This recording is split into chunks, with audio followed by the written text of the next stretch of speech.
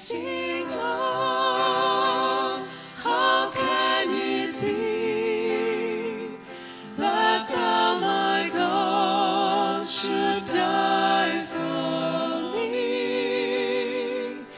Amazing love, how can it be that thou, my God, should die for me?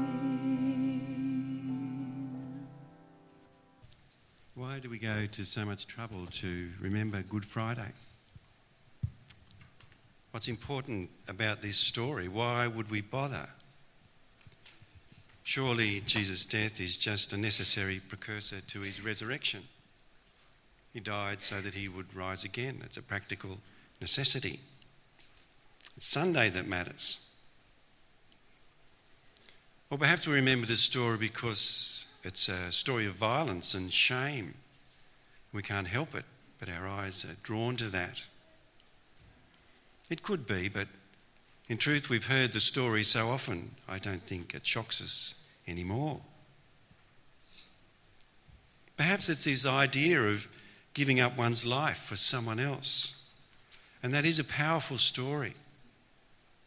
When we hear that in the news, when we hear of a young mum that dives into a river to try and save her children and dies in doing so, we say that's love.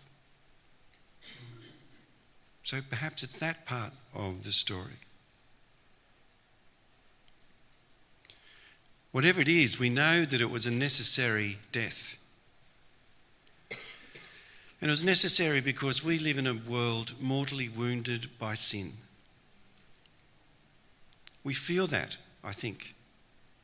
We see it. We read about it. We know that sin entangles us and people are trapped in sin. Generations of sin. The sins of others hurts us and wounds us. And so we sing, Jesus became sin. He became sin. And what does that mean? Somehow he absorbed the pride and the anger and the malice and the rage and the greed and the lust, and he took it upon himself. How? What was it like? What actually happened in that divine transaction? Perhaps we see a glimpse of it if you can imagine a small child who's wrongly made to feel guilty and ashamed for something that wasn't their fault.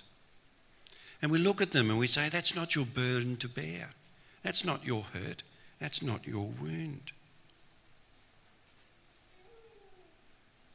Yet somehow they bear this sin and it weighs them down. And Jesus chooses that. As the innocent one, he chooses that. He says, give it to me. Lay it on me.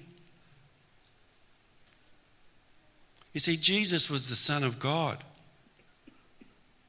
But I imagine it felt the same. Imagine it felt the same. You see, he'd never known sin. He'd never felt shame. He'd never felt bitterness. And he took all of that into himself, drew it into the Godhead. And I wonder, as he did he see the faces of the people in whom he'd encountered sin? Did he see the killing rage of the Pharisees? Did he see the lust? Did he see the greed? Did he see the pride? Was there a face attached to each one? Did he see Peter? Did he see his disciples? Did he see Judas? I wonder, does he see us now as he bears our sin?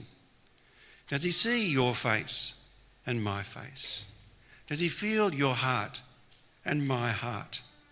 Those secret places that only God knows. And he says to us, lay down your pride. Lay down your guilt. Lay down your anger. And I will take your sin and I will fill you with my love. Jesus says to us, I've felt your pain. I've suffered. I've been rejected. And this pain is for you. This blood is for you. This death is for you. This love is for you. The cross says, I love you.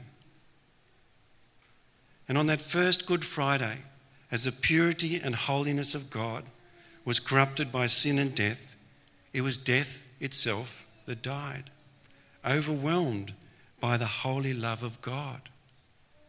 The whole earth did tremble. This divine transaction was powerful and mysterious. It shook the world. The holiness of God invaded by corruption and sin.